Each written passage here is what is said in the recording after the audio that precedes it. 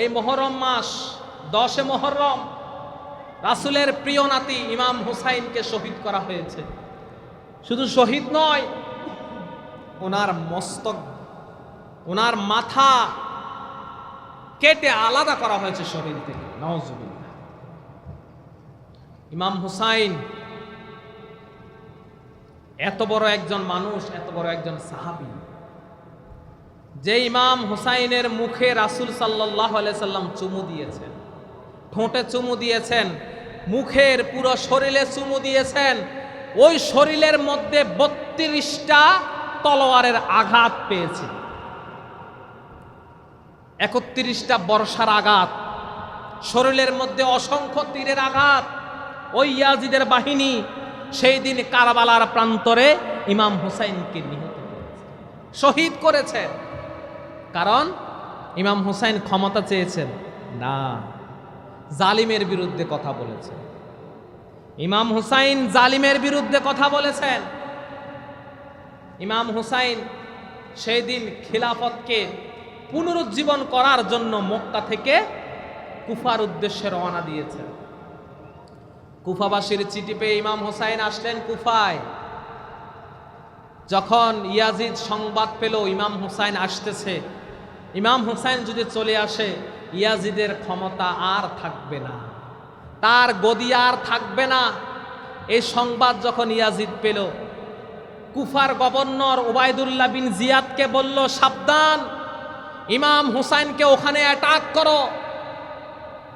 ইমাম হুসাইন যখন কুফায় আসলেন, উবাইদুল্লাহ বিন জিয়াদ হাজার হাজার সৈন্য নিয়ে ইমাম হুসাইনকে অ্যাটাক করলেন, আর এক পাও সামনের দিকে দিতে পারবেন না। ইমাম হুসাইন বলল, কেন, কি হয়েছে? আমি তো তোমাদের আমন্ত্রণে এসেছি, হাজার হাজার লক্ষ লক্ষ মানুষ আমাকে চিঠি দিয়েছে, আপনি আসুন, আপনাকে আমরা গ্রহণ করব। ইমাম হুসাইন যখন আসলেন, আর একজনও নাই, সবাই পালিয়ে গেল, সবাই ভয়ে ভীত হয়ে পালিয়ে গেল। কারণ যারাই এখন ইমাম হুসাইনের পিছনে আসবে তাদেরকে এখন ইয়াজিদ বাহিনী হত্যা করবে, এই জন্য সবাই চলে গেল।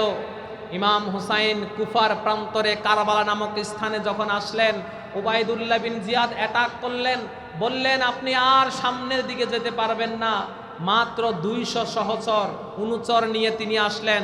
সবাই ছিল আত্মীয় স্বজন, নিজের ছেলে, নিজের স্ত্রী, চাচাতো ভাই, জ্যাঠাতো ভাই, আত্মীয় স্বজন। কোনো যুদ্ধও সেখানে ছিলেন না, সেখানে নিজের আত্মীয় স্বজনদেরকে নিয়ে ইমাম হুসাইন রাদিয়াল্লাহু তাআলা আনহু মক্কা থেকে আসলেন। ওনাকে সেইখানে বলা হলো, আর সামনের দিকে যাবেন না। ইমাম হুসাইন সেদিন তাবু গাড়লেন, কারবালার প্রান্তরে তাবু গাড়লেন, তাবু গাড়িয়ে অপেক্ষা করছেন যে আমাদেরকে যেতে দাও। ইয়াজিদের বাহিনী উবাইদুল্লাহ বিন জিয়াদ বললেন, না, যাওয়ার সুযোগ নাই। তো আমি কি করব, এখানে কি কতদিন থাকব? বলছে, আপনার সামনে একটা মাত্র পথ খোলা আছে, একটা মাত্র পথ খোলা আছে, তাল হলো ইয়াজিদের হাতে আপনাকে বায়াত গ্রহণ করতে হবে। ইমাম হুসাইন করেছে? করে নাই। ইমাম হুসাইন করে নাই। ইয়াজিদ কার ছেলে ছিল?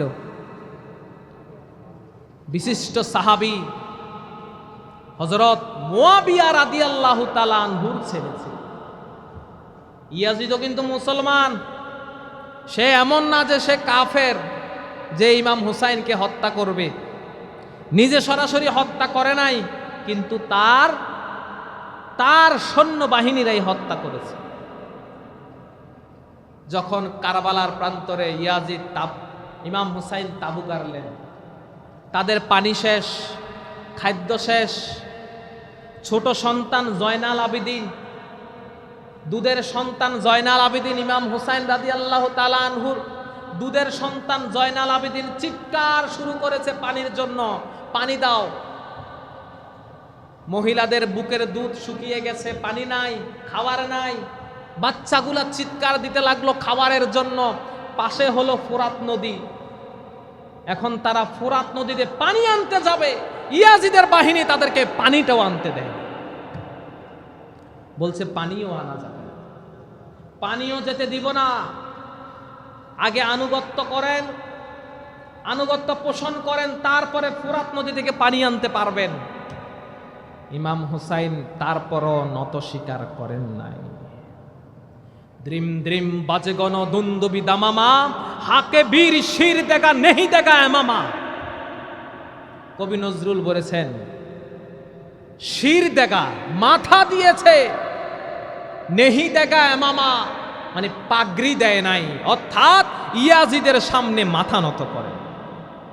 এই ছিল ইমাম হুসাইন। যুদ্ধ শুরু হয়ে গেল, মাত্র 200 বাহিনী, আর ওইদিকে প্রায় 4000 ওবায়দুল্লাহ বিন জিহাদের বাহিনী, সবাই অস্ত্রে সজ্জিত।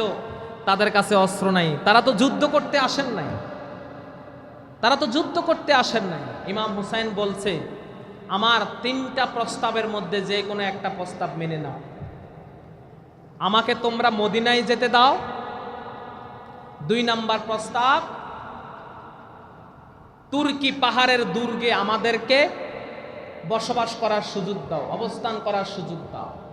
3 নাম্বার প্রস্তাব, আমাকে ছেড়ে দাও, আমি দামেস্কে গিয়ে ইয়াজিদের সামনে গিয়ে আমি তার সাথে কথা বলবো যে রাসূলের পরিবারের সাথে, রাসূলের দৌহিত্র নাতির সাথে এত বড় বেয়াদবি করার জন্য ইয়াজিদকে কে এত বড় সাহস দিল, আমি ইয়াজিদের সাথে কথা বলবো, রাস্তা ছেড়ে দাও। 3টা প্রস্তাবে একটাও রাজি হয় নাই। 3টা প্রস্তাব প্রত্যাখ্যান করেছে কুফার গভর্নর ওবায়দুল্লাহ বিন জিয়াদ। বলেছে একটা প্রস্তাবও গ্রহণ করা হবে না, আপনার সামনে শুধুমাত্র একটা পথ আছে, আপনি ইয়াজিদের হাতে বায়াত গ্রহণ করবেন, তারপরে আপনাকে এখান থেকে যেতে দিব। ইয়াজিদের হাতে বায়াত গ্রহণ করা মানেই হলো ইয়াজিদকে স্বীকৃতি দেয়া, ইয়াজিদের ক্ষমতাকে স্বীকৃতি দেয়া। কিন্তু ইমাম হুসাইন দেখলেন ইয়াজিদ মাঝে মধ্যে নামাজ ছেড়ে দেয়, মাঝে মধ্যে মদ খায়। ইয়াজিদ মুসলমানদের গভর্নর, মুসলমানদের খলিফা হওয়া, মুসলমানদের আমির হওয়ার মতো যোগ্য নয়। যে ইয়াজিদ মাঝে মধ্যে নামাজ ছেড়ে দেয়, সে কখনো মুসলমানদের নেতা হতে পারে না। এই জন্য ইমাম হুসাইন বলেছে, আমার জীবন থাকতে আমি ইয়াজিদের হাতে কখনো বায়াত গ্রহণ করব না। বায়াত গ্রহণ করেন নাই। যুদ্ধ শুরু হয়ে গেল। 70-72 জন পুরুষ সেদিন শহীদ হয়ে গেলেন, আর মহিলারা ছিল। এরপরে ইমাম হুসাইন বের হয়ে গেলেন। ইমাম হুসাইনের ছোট্ট শিশু জয়নাল আবেদিন, তার বুকের ভিতর দিয়ে তীর ঢুকে পিছন দিয়ে বের হয়েছে। সন্তানটাকে ওবায়দুল্লাহ বিন জিহাদের সামনে নিয়ে এসে বলল, দেখো দেখো, এই সন্তান পানি পানি বলে চিৎকার দিতে দিতে মৃত্যুবরণ করেছে। এই সন্তান শাহাদাতের সুদা পান করেছে, তোমাদের পানি আর খাওয়া লাগবে না। একা বের হয়ে গেছেন ইমাম হুসাইন তাবু থেকে, অস্ত্র চালিয়ে অসংখ্য কাফেরগুলাকে হত্যা করে। ইমাম হুসাইন সেদিন ক্লান্ত হয়ে গেছেন। যুদ্ধ করতে করতে যখন ইমাম হুসাইন ফোরাত নদীর কূলে গেলেন, একটু পানি উঠাইছেন, শরীরটা ক্লান্ত, শরীরটা একেবারে ক্লান্ত হয়ে গেছে। যুদ্ধ করতে করতে আজকে কয়েকদিন পানি নাই, পানি নাই। যখন পানিটা একটু ফোরাত নদী থেকে উঠালেন, মুখের মধ্যে দিবেন, এমন সময় ওবায়দুল্লাহ বিন জিয়াদের এক সৈন্য সরাসরি তীর মেরেছে ইমাম হুসাইনের মাথা বরাবর। মাথা বরাবর তীর ঢুকে বাইর দিয়ে বের হয়ে গিয়েছে। ইমাম হুসাইনের হাতের পানি সেই দিন আবার পানিতে পড়ে গেল। একটু পানিও খেতে পারলেন না সেদিন। তারপরও ইমাম হুসাইন ওবায়দুল্লাহ বিন জিয়াদের কাছে মাথা নত করেন নাই। আবারও যুদ্ধ করেছেন। যুদ্ধ করে এক পর্যায়ে ইমাম হুসাইনের মাথা মোবারক আলাদা করে দেয়া। শিমার নামক এক জালেম জাহান্নামী শিমার ইমাম হুসাইনের মাথাটাকে শরীর থেকে আলাদা করে, ওই মাথাটা নিয়ে যাওয়া হলো ইয়াজিদের কাছে। ইয়াজিদকে আমরা এই জন্য দোষী বলি, ইয়াজিদের সামনে ইমাম হুসাইনের মস্তক বরাবর যখন ফেলা হলো, কয়েকটা বর্ণনায় এসেছে যে ইয়াজিদ সেই দিন তার হাতের লাঠি দিয়ে মাথাটাকে খুঁচিয়েছে। আরেক বর্ণনায় এসেছে তার চোখ দিয়ে সেদিন পানি পড়েছে। ইয়াজিদ বলেছে, আমি যদি সেখানে থাকতাম তোমাকে শহীদ হতে দিতাম না, এই অবস্থা হতে দিতাম না। এই দুইটা বর্ণনা এসেছে। দুইটা বর্ণনার মধ্যে আমরা প্রথম বর্ণনাটা নিচ্ছি। এই জন্য প্রথম বর্ণনা নিচ্ছি যে তার ইমাম হুসাইনের মাথাটাকে লাঠি দিয়ে খুঁচিয়েছে। এই জন্য এই বর্ণনাটা আমরা নিচ্ছি, কারণ যতগুলা বদমাশ সেদিন তাদের বিরুদ্ধে যুদ্ধ করেছে, তাদেরকে হত্যা করেছে, ইয়াজিদ একটাকেও শাস্তি দেয় না।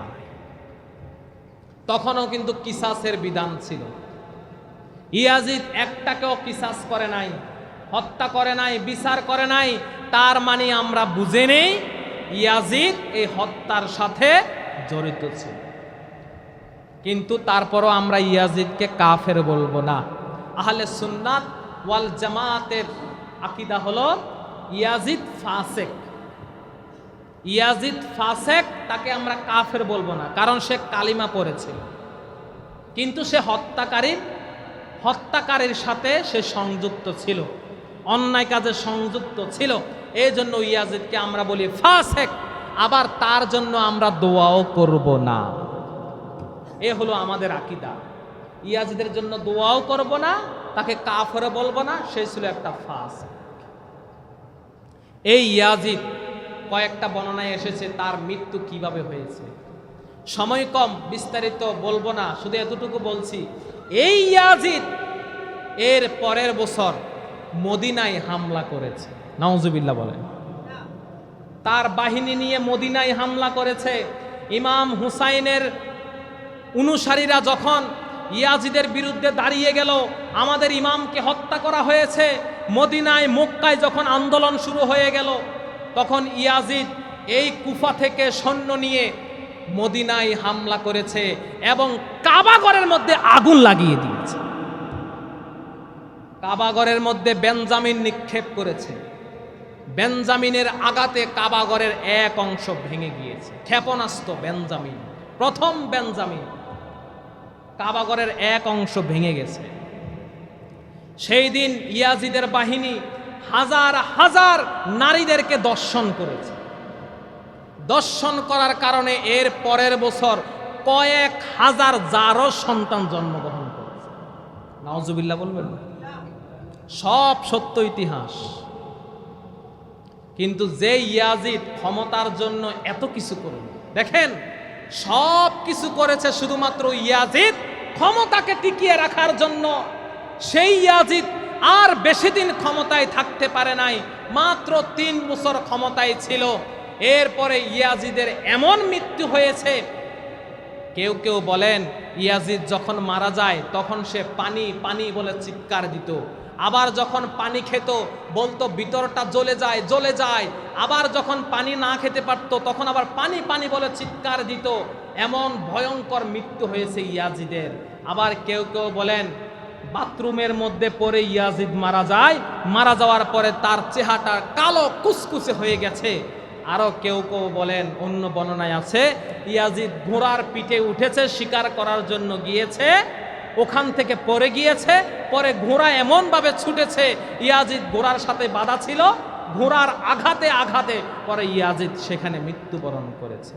অর্থাৎ এই বর্ণনাগুলা থেকে আমরা জানতে পারি ইয়াজিদের মৃত্যু সুখকর ছিল না, তার মৃত্যু হয়েছে খুব কঠিন এবং কষ্টদায়ক। এবং যতজন ইমাম হুসাইনের বিরোধিতা করেছে, ইমাম হুসাইনদের বিরুদ্ধে যুদ্ধ করেছে, প্রত্যেকটার মৃত্যু হয়েছে খুব ভয়ঙ্করভাবে। তো ইয়াজিদ ক্ষমতার জন্য এত কিছু করলো, সে ক্ষমতা কি ইয়াজিদের ছিল? কথা বলেন, ক্ষমতা কি ইয়াজিদের ছিল? ছিল না। এই জন্য আজক পর্যন্ত দুনিয়াতে যত জালিম শাসক এসেছে সবাই নিরীহ মানুষের উপরে আঘাত করেছে, জুলুম করেছে শুধুমাত্র ক্ষমতা টিকিয়ে রাখার জন্য। কিন্তু কোন জালিমের ক্ষমতা চিরস্থায়ী, আরো জল বলেন, চিরস্থায়ী হয় না। জালিমের ক্ষমতা চিরস্থায়ী নয়, ক্ষণস্থায়ী। যে ক্ষমতার জন্য মানুষকে আঘাত করো, সেই ক্ষমতা তোমাকে একদিন আঘাত করে, শুধুমাত্র সময়ের ব্যবধান, ঠিক কিনা? এই জন্য জিহাদ করতে হবে। জিহাদকে ভুলা যাবে না। আজকে আমাদের দেশে অনেক আলেম ওলামাদেরকেও দেখা যায় জিহাদের কথা শুনলে চুলকানি উঠে যায়। জিহাদ লাগে না, ইসলামের জন্য নাকি জিহাদ লাগে না। বুখারী শরীফ পড়ায়, হাদিস পড়ায়, জিহাদের হাদিসও পড়ায়, এমনও আলেম আছে জিহাদের দরকার নাই। জিহাদ দিয়ে কি ইসলামের কিছু হয় নাকি? নাউজুবিল্লাহ বলেন। আল্লাহ তাদেরকে হেদায়েত দিক, বলেন আমিন।